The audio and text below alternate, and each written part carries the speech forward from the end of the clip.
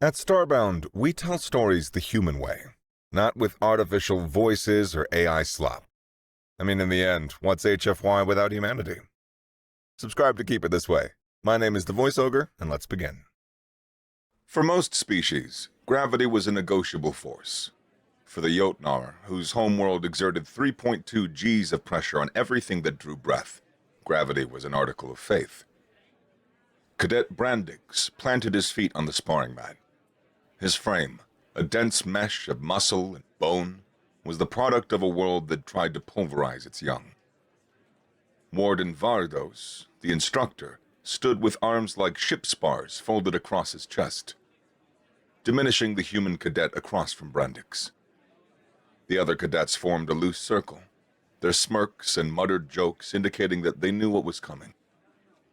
The daily spectacle of Brandix disassembling a political mascot from the low-gravity backwater. Begin.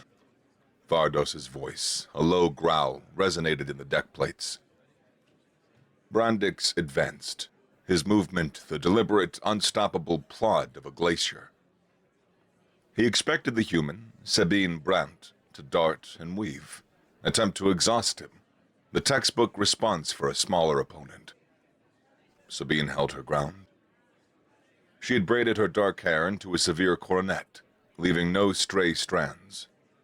She watched him, cataloging his shoulder's angle, the slight weight shift to his left foot, the tightening tendon in his neck. Where others saw a static opponent, she saw incoming data. When Brandix was 2 paces away, reaching with a helmet-crushing hand, she moved. She stepped in, under his grasp's arc.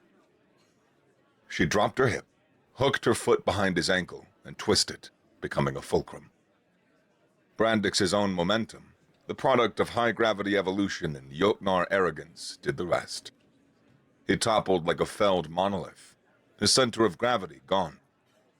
He hit the mat with a percussive slam that shuddered through the floor. The air left his lungs in a shocked grunt. Before he could process the fall, Sabine was on him. She sidestepped his flailing arm and her hands found his wrist. She applied pressure not to the muscle, but to the joint, twisting it against its natural range of motion. A sharp, grating pop echoed in the training hall. Brandix bellowed and slapped the mat with his free hand. Submission. The smirks on the other cadets' faces vanished. Sabine released the wrist lock and stood. Her breathing was even, controlled. Warden Varrus walked onto the mat, his brow ridged and heavy. He looked down at his groaning student, then at Sabine. In undignified victory, Cadet Brand, you relied on a trick of leverage, not strength.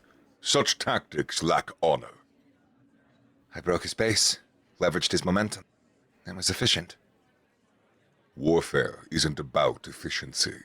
It is about the clear and honorable application of force. Your technique is... It is a straight brawler's gambit. You will not do it again. He turned to the other cadets. Dismissed. The cadets shuffled away, whispering among themselves. They gave Sabine a wide berth. The laughter was gone. Only Gigi approached, a chronomid with an avian-like build, all slender limbs and a hollow-boned grace. A nicotinating membrane flickered across his eyes as he parsed her movements. He tilted his head, an inquisitive bird-like gesture. Fascinating, he said. You initiated a structural failure at a single point of pressure. You did not fight his mass. You made his mass the weapon. Where did you learn that? Sabine met his stare. For the first time, she saw inquiry instead of derision. On a planet with gravity? The mess hall on Spire Station Koronith served one dish, a nutrient-dense, gravity-pressed slab of synth meat. So tough, cutting it required a serrated knife. Sabine sat alone at a corner table, methodically consuming her ration. Gigi slid his tray onto the table opposite her and sat uninvited. Your response in the training hall was technically accurate, but evasive. All inhabited planets have gravity. The Jotnar homeworld has 3.2 Gs. Earth has 1. The mechanics that you employed suggest an ingrained understanding of fighting from a disadvantage of both mass and environmental pressure. Logically, that experience shouldn't exist. Logic's clean, Sabine replied, after swallowing a piece of synth meat. Reality's not. Precisely. Gigi leaned forward, his focus absolute. That's what's so interesting. Varrus sees a lack of honor. The others see a fluke. But I see a dataset that does not compute. Your movements are economical, almost predictive. No wasted energy. Every action has a purpose. It is not a fighting style that I recognize. It's a series of threat neutralization responses. He paused, realizing he was staring. Apologies. I find novel systems compelling. I'm not a system. No, of course not. Gigi gestured with a slender, three-taloned hand. You're the operator. But the system that you operate, it is unlike anything in the Bulwark Academy curriculum. He pointed with his fork. It reminds me of something that I saw in the archives, in the salvage base sub-level 9. There is a decommissioned human gunship, a UT-81 Shrike class. Her fork paused an inch from her lips. She didn't look up, but she went rigid, a tension pulling her shoulders back a fraction of an inch. Gigi caught the minute change. The Academy bought it for a scrap a few years ago. Gigi continued, oblivious. For reverse engineering study. They deemed its systems archaic. The power core overloads during high-G maneuvers unless you manually shunt power between the magnetic containment field and the thrusters, microsecond by microsecond. The engineer's report flagged the manual stress compensation as a fatal design flaw, concluding that no pilot could consistently manage the power fluctuations without catastrophic failure. Sabine placed her fork down, the tines clinking softly against the metal tray. She looked at him directly. Which salvage bay? Gigi blinked. Sub-level 9, I said. On the decommissioned deck. It's a relic. Interesting, but useless. Sabine picked up her fork again and resumed eating. Her movements were just as precise as before, but Gigi detected a new current running beneath the surface, a signal in the noise he couldn't quite decipher. The command simulation tank dominated the strategy theater center, a massive cylinder filled with a viscous, glowing coolant, and within its depths, three-dimensional ship schematics flared and extinguished. Today, Warden Varrus presented the cadets with the Battle of the Ophion Nebula, a textbook example of a Jotnar fleet engagement, a glorious, symmetrical clash of capital ships. Honor demands that we meet our enemies face to face, shield to shield. Varrus's voice boomed across the theater. The Concordance mandates Section Epsilon, Symmetrical Engagement Doctrine. It is not merely a rule, it is a philosophy. One by one, the cadets took their turn at the command console. One by one, they sent their fleets forward in a classic broadside formation. One by one, the simulation's opponent annihilated their fleets, executing the historical victor's strategy with perfect fidelity. Then, it was Sabine's turn. She stepped up to the console. The opposing fleets reset into stark blue and hostile red schematics. Varrus watched her, his posture suggesting he expected another head-on failure. Sabine's fingers moved across the controls. A third of her cruisers broke formation and powered down their main drives, drifting toward a dense asteroid field on the flank, their energy signatures bleeding into the background radiation. Her destroyers advanced not in a line, but in a staggered, unpredictable pattern, pulsing their sensor arrays to create a swarm of ghost signals. Cadet Brand, what is this undisciplined mess? Varrus demanded. Sabine didn't answer. Her main fleet, now smaller, engaged the enemy head-on, just as expected. The red schematics turned to meet them, but as they committed, Sabine's hidden cruisers powered up inside the asteroid field. They didn't fire on the capital ships. They fired on the smaller, unshielded support vessels at the enemy formation's rear. The tenders, the repair drones, the command and control relays. Simultaneously, her destroyers launched a wave of electronic warfare pods, washing over the enemy fleet, spoofing targeting sensors and flooding their comms with static. The Red Fleet, blinded and with its logistical spine shattered, faltered. Sabine's main force, no longer outgunned, punched through their disorganized line. In 93 seconds, the simulation ended. Blue Fleet victorious. The last red ship schematics fractured and dissolved into static. The cadet stared at the tank. Vargos's face was rigid. He slammed his hand on a master control panel and the simulation vanished. Failure, Cadet Brandt. Absolute failure. Sabine turned from the console. The enemy is eliminated, and my casualties were minimal. You violated 3 separate articles of the Symmetrical engagement doctrine. Vardos bellowed, his voice shaking the coolant in the tank. You employed deception. You targeted non-combat support craft first. You refused a direct, honorable confrontation. This is the work of pirates and scavengers, not bulwark officers. Victory without honor is defeat. He glared at her. Sabine stood silent, a muscle in her jaw twitching. She had won.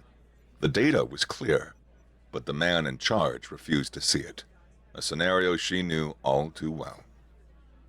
Spire Station Corinth cycled its lights to simulate a night cycle. In her austere quarters, Sabine sat on her bunk's edge in the dim blue light. The room was bare, save for the standard issue furniture and a personal data slate on her desk. She picked it up and traced its cold surface with her thumb. With a few gestures, she bypassed the standard interface and accessed the encrypted partition deep within its memory. A single file appeared on the screen, its name a simple string of characters. Echo. She opened it. The screen filled with redacted mission reports from Earth's unification wars. Black bars covered names, locations, and dates. But the operational summaries were intact. She scrolled through them, the slate's sterile light illuminating her face. Objective: neutralize command structure of the Meridian Hegemony 4th Armored Division. Status complete. Objective: sabotage orbital production facility at L5. Status complete. Objective: terminate rogue General Kaito Solarin. Status complete. Her finger hovered over one particular report. Objective: secure Sector 12 data nexus. The summary was brief, clinical. She didn't need to read it. She scrolled down to the appendix, to a subfile marked Collateral Assessment. The text was stark. Misidentified civilian habitat block C4 designated as secondary enemy barracks. Ordnance deployed. 814 casualties. Non-combatants. She'd made that call, in a planetary assault's chaos, with conflicting intelligence and a window of 19 seconds to act.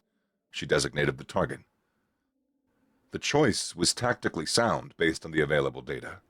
And wrong. She traded a city block of lives for a server farm. A successful objective. A catastrophic failure. She was Echo.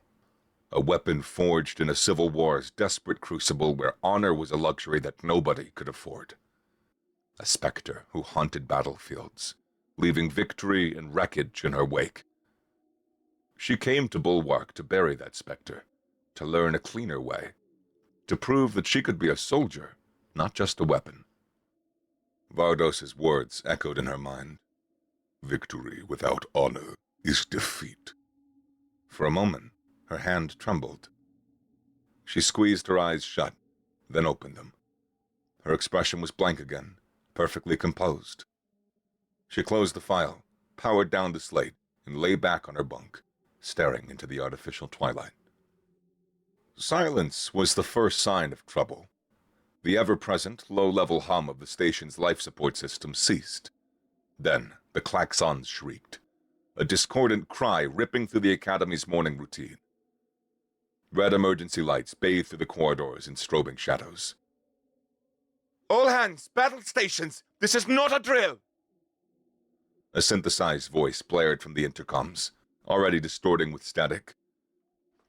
Unidentified vessels have breached station perimeter.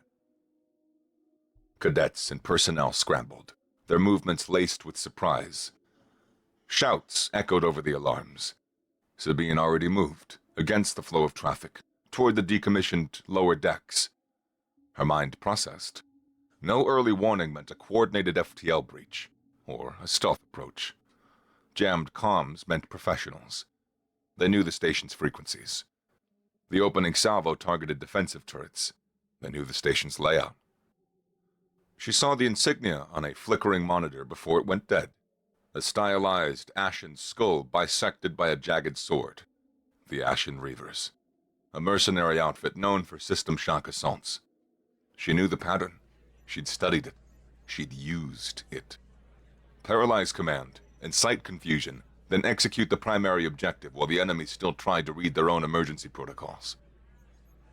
The official Bulwark response would be slow, methodical, and fatally predictable. In the Academy's command center, Warden Varrus stood before the central holographic display. The projection tank stormed with corrupted data, hostile threat markers appearing as jagged red barbs crawling over the station's flickering schematic. The Reivers were everywhere. Get me a channel to Bulwark High Command! Varrus roared at a terrified communications tech. The comms are jammed, sir. The total blackout. The tech stammered, his fingers flying over the console. They piggybacked a malicious code string on a routine supply drone's docking signal. It cascaded through the network, blinding our early warning grid before they fired the first shot. Bring turret battery gamma online. Target their lead cruiser. Varrus ordered, pointing a heavy finger at the largest red bulb. Trying, Warden, but they've already severed its primary power conduit. Another officer reported. Every order Varrus gave was a step behind the enemy. He played by a rule book that the Reivers had already set on fire. His face was slick with sweat. All cadets and non-essential personnel, secure yourselves in the designated blast shelters. Varrus commanded, falling back on protocol. Seal the bulkheads. We will hold until reinforcements arrive. Sabine stood at the back of the command center, unnoticed. She watched the display. Shelter in place, the Reivers wouldn't bother blowing every door. They would vent the atmosphere from the main corridors, cut life support to the sealed bunkers, and carve up the station sector by sector. She had to go, now. While the command staff drowned in protocol, Sabine slipped out of the center and into a service corridor. She pried open an access panel, revealing an old Earth-designed mechanical lock station security never bothered to upgrade. A few deft twists, and the corridor's blast door slid open with a hiss, defying the station-wide lockdown. The service tunnel was dark, lit only by pulsing red emergency strobes. A boxy, four-legged security drone rounded a corner, its optical sensor a single blue light sweeping the darkness. Sabine pressed herself into an unlit recess. The drone clanked past, oblivious. She reached the decommissioned sector just as a bulkhead door slid shut. A figure on the other side pulled a mobile data archive through the gap. Gigi. Gigi! She hissed. He looked up, his face pale in the red light. Sabine! I was trying to save the engineering archives from this sector. The Reiver attack pattern said. Just leave it. They're locking down the sector. I can't! The door is... Sabine glanced at the control panel next to the door. The maglock. It runs in a separate grid. Surge it. Gigi's hands trembled. But he slapped his palm against the panel. With his slender talons, he pried open the interface and hot-wired two circuits together. I can't get root access, but I can overload the capacitor. It'll fry the lock, but it might take the whole junction box with it. Do it. Sparks erupted from the panel. The heavy magnetic clamps on the door groaned, then disengaged with a loud crack. The door shuddered to a halt. Sabine slid through the gap, pulling Gigi after her. They were in the salvage bay, and in the center of the vast, cavernous room, gathering dust under a single flickering work light, sat the UT-81 Shrike. You're insane. Gigi breathed, staring at the gunship. A brutish, angular thing, its hull plating scarred and stripped in places. Wires and conduits hung from its underbelly like exposed entrails. It hasn't had a maintenance check in 5 years. The power core will overload if you look at it wrong. Which is why they won't see it coming, Sabine said, already climbing the boarding ramp. Get to the co-pilot station. I need you to run power diagnostics and tell me what still works. Focus on weapons and thrusters. Gigi followed her into the cramped cockpit, which smelled of ionized air and old lubricant. Toggle switches, analog gauges, and thick rubberized joysticks filled the space. Sabine strapped herself into the pilot seat. Her hands found the controls, her fingers moving over the worn surfaces with an unnerving familiarity. She wasn't learning the system. She was remembering it. Powering up the main reactor, she said. A deep, guttural hum vibrated through the ship's frame. A gauge needle shuddered, then died. A shower of sparks erupted from a console. The main power relay is dead, Gigi shouted.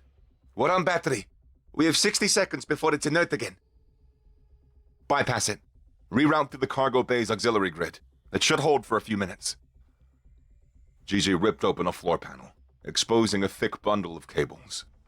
He disconnected a heavy conduit and jammed it into a different port, locking it down with a manual clamp. The ship groaned, and its main lights flickered back to life. The core containment field is unstable, Gigi shouted, his eyes wide as he read the flickering console. The pressure readings are spiking into the red. The auto-governor is offline. I am the governor, Sabine said. Her left hand rested on a secondary throttle designed for manual energy shunting. Weapon status. Kinetic cannons are green, Gigi stammered. The missile pods, the 2 of the 6 are viable. Pods 1 and 4. The rest have corrupted launch indicators. That's enough. Sabine's right hand gripped the main flight stick. She toggled a switch, and the bay doors above them groaned open, revealing the star-dusted blackness and the distant, chaotic dance of weapons fire around the station. Reiver comms are picking us up, Gigi reported, his nicotinating membranes flickering rapidly over his eyes. Signature is distorted by their own jamming. They flagged us as debris. Low priority. That's good. The UT-81 lifted from the deck with a roar that shook the entire sector. It shot out of the bay, a relic unleashed.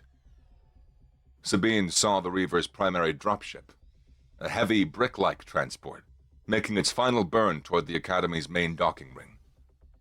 4 smaller fighter escorts flew in a tight formation around it.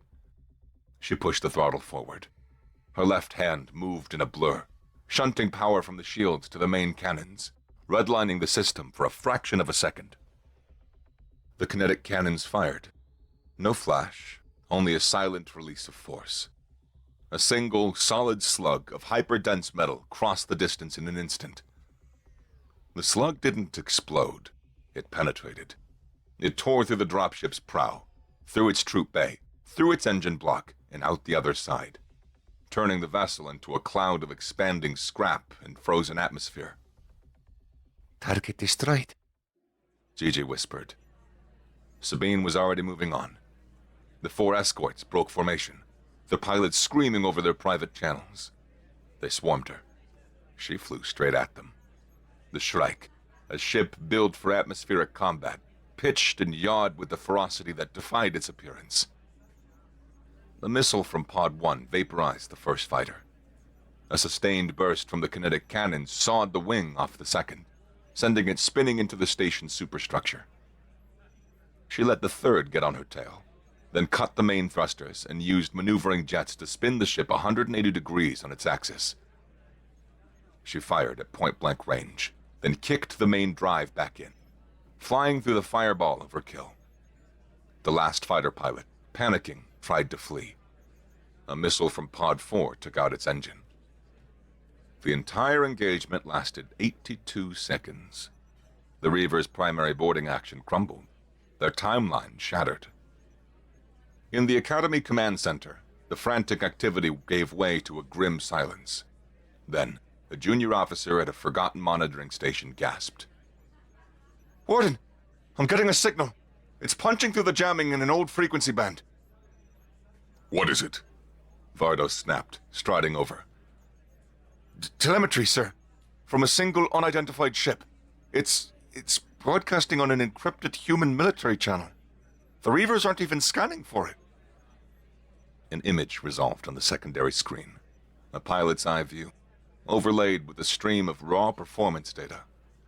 Varrus watched, his posture growing more rigid with every passing second. He saw the dropship icon vanish. He saw the 4 fighter icons turn hostile and then methodically wink out.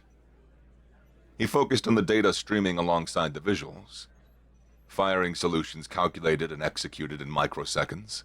Energy rerouted from shields to weapons a split second before the cannons fired, then shunted back to thrusters a moment later to execute a difficult maneuver.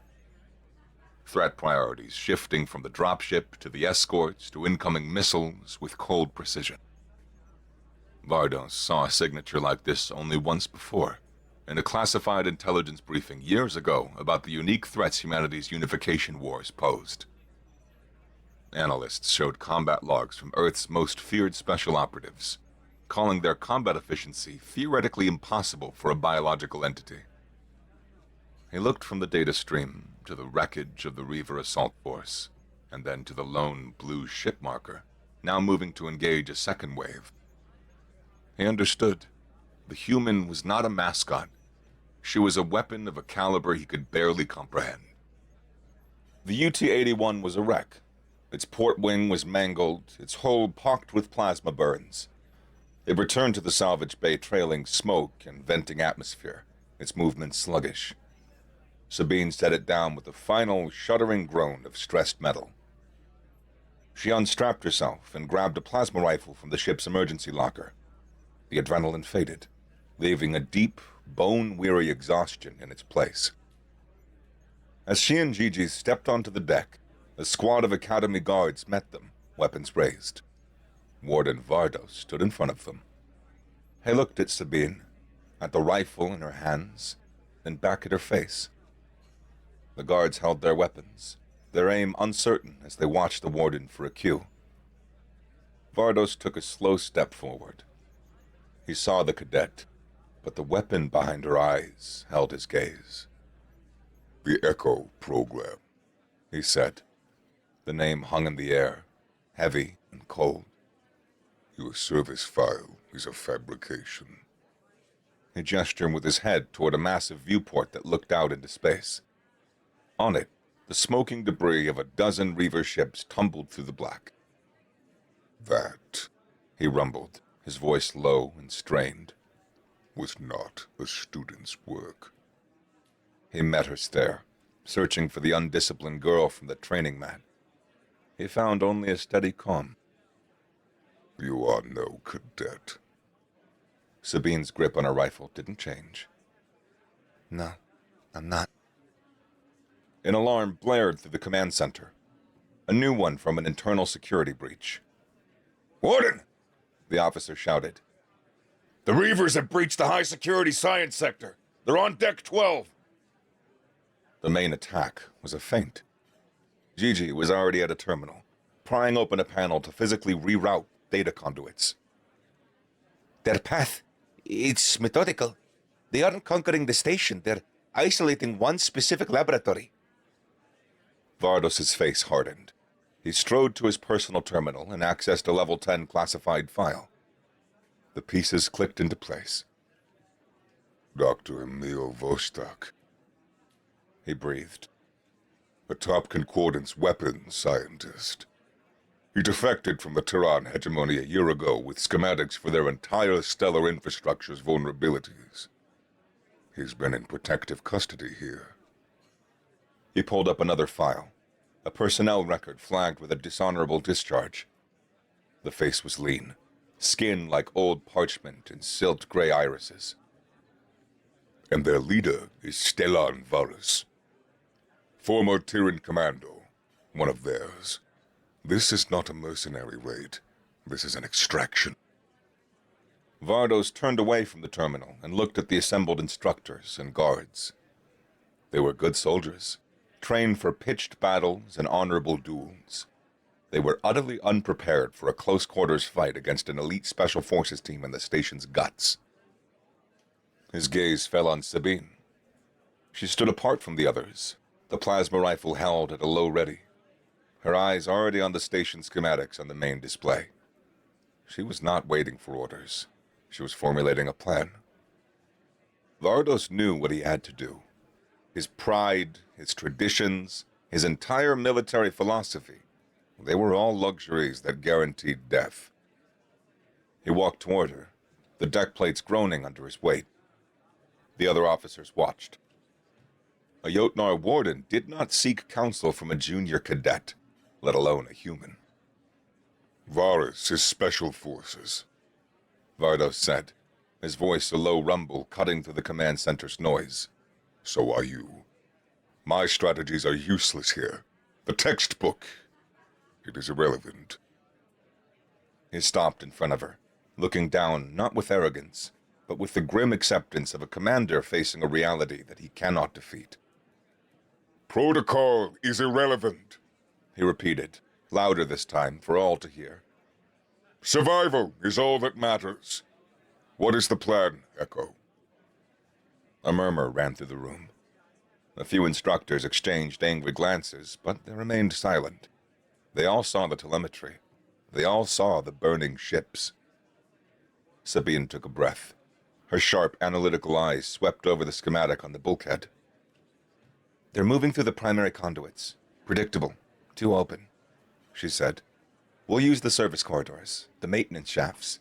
They're tight, unmapped on public schematics, and full of hazards that we can use. She turned to the assembled group and looked at Brandix, the Jotnar cadet she humiliated hours earlier. He stood taller now, his earlier arrogance gone. You, she said to Brandix and two other large Jotnar cadets. You're Fire Team Alpha, the Hammer. You'll be providing suppressing fire and breaching sealed doors. No duels, no charges. Just overwhelming force when and where I tell you. She pointed to a group of faster, more agile Linean cadets. You're Fire Team Beta, the Scalpel. You'll flank, you'll harry, you'll draw their fire. Never stay in one place for more than 3 seconds. She looked at Gigi, who was pulling a diagnostic toolkit from a wall locker. Gigi, you're my overwatch. I need your eyes and ears. Give me control of the station's environmental systems for Sector 12. Power, life support, fire suppression, everything. Gigi nodded, already moving toward a central control junction. I can do it. Warden Vardos watched, his expression grim. He'd just ceded command of his academy to an unranked human operative whose name he did not know. And it was the smartest tactical decision he had ever made. The service corridors were a maze of pipes, conduits, and humming machinery, lit by the erratic strobing of the emergency lights. They smelled of ozone and hot metal. Sabine led her makeshift squad through the labyrinth with an unerring sense of direction. Varrus' team will move fast, she said into her comm. They think that we're all cowering in blast shelters. We'll use that. She stopped at a junction and pointed to a schematic on her data slate. They have to pass through this primary access corridor to reach Vostok's lab. Gigi, see that power conduit running along the ceiling? I see it. Gigi's voice crackled back. It powers the entire science wing's internal shield grid. Overloaded on my mark. Create a plasma discharge to seal the corridor. It'll force them to reroute through the cryo-storage maintenance tunnel, right into our trap. Understood, Gigi replied. The target lab itself. Its unique defenses are still online. It has a level 5 containment purge system, designed to neutralize biological agents. It floods the entire area with a disorienting, high-density foam. It's good, Sabine said. Keep that ready. She wasn't just fighting the enemy. She was turning the station into a weapon.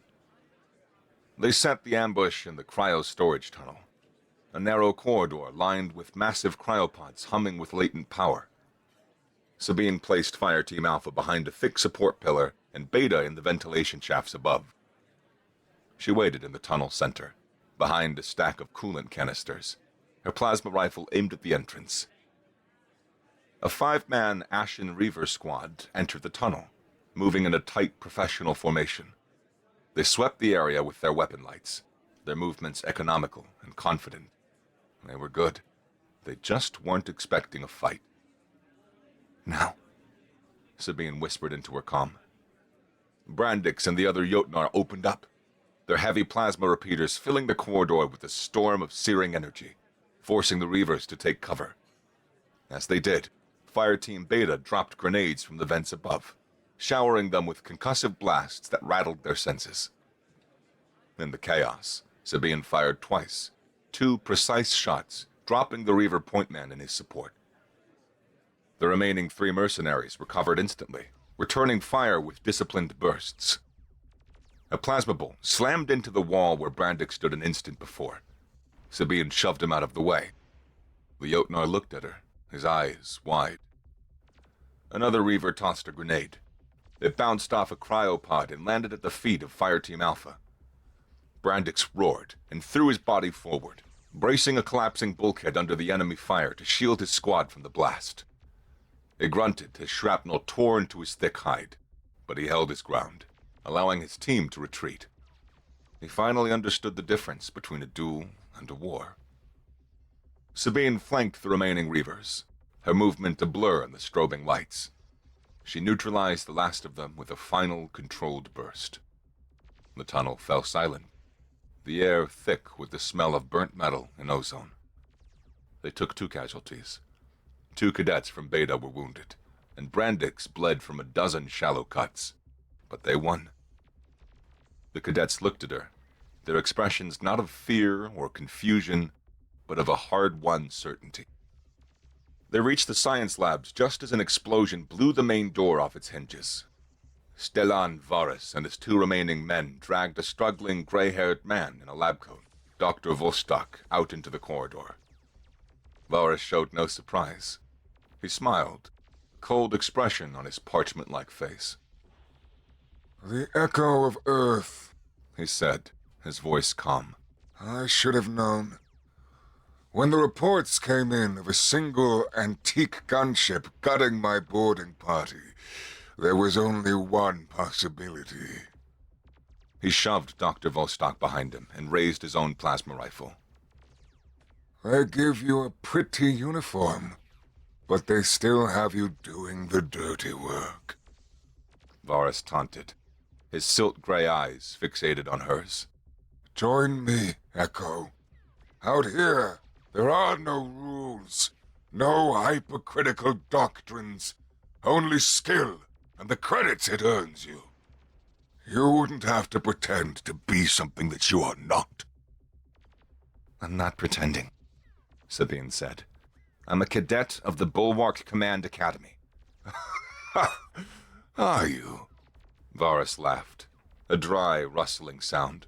The girl who leveled a city block to secure an objective. Ha! They don't want you. They fear you. They just don't know it yet. His words hit their mark. For a second, the burning habitat block flashed in her mind. Then she blinked it away. "That was then," she said. It's always then. Varrus replied and opened fire. Plasma bolts crisscrossed the lab, vaporizing equipment and charring the bulkheads. Varrus was her equal in skill, anticipating her moves, countering her flanking maneuvers. A stalemate of deadly competence. But Varrus was fighting a gunfight. Sabine was fighting a war. "Gigi," Sabine said into her comm, her voice calm as she rolled behind a reinforced server rack to avoid a burst of plasma. "Now." "Activating level 5 containment purge," Gigi's voice replied, tight with tension. Vents in the ceiling hissed open. A thick, white foam poured into the room, rapidly filling it from the top down. It muffled sound, scattered light, and clung to everything it touched. Varrus cursed. His thermal optics were useless in the chemically saturated foam. He was fighting blind. Sabine, however, spent years fighting in environments with zero visibility. In dust storms, smoke-filled tunnels, the blackness of space. For her, the foam was cover. She holstered her rifle and moved through the churning foam without a sound, a predator in its element. She tracked Varrus by his panicked breathing and the clumsy movements of someone who lost control of his environment. She closed the distance. She struck with the same efficiency Vardos once called undignified. A sharp blow to Varrus's wrist sent his rifle clattering to the floor.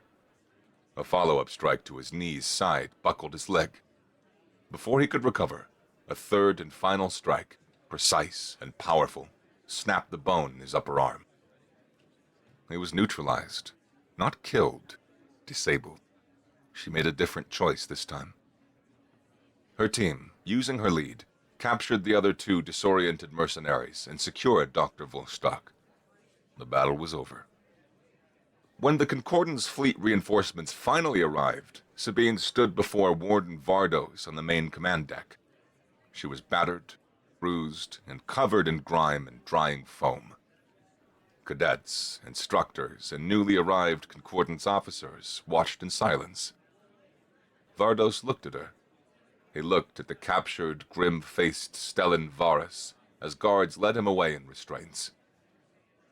He looked at the rescued Dr. Vostok. His gaze returned to Sabine. He straightened to his full, towering height.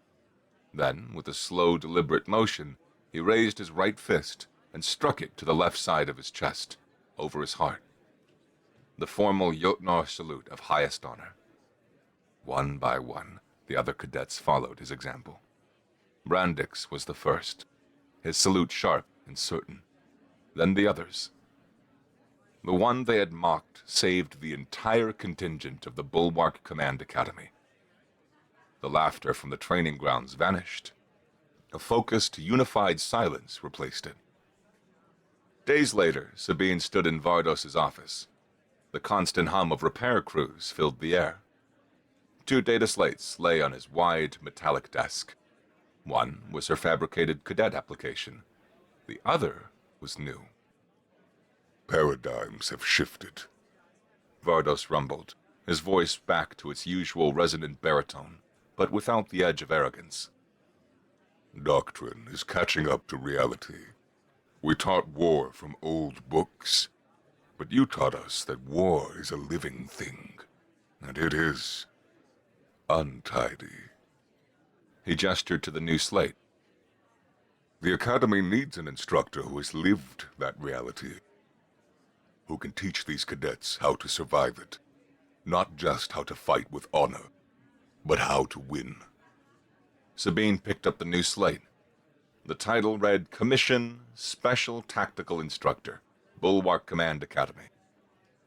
Attached was her full, unredacted military history. The word Echo was there, no longer a source of shame, but a statement of qualification. She looked from the slate to the old Jotnar warrior.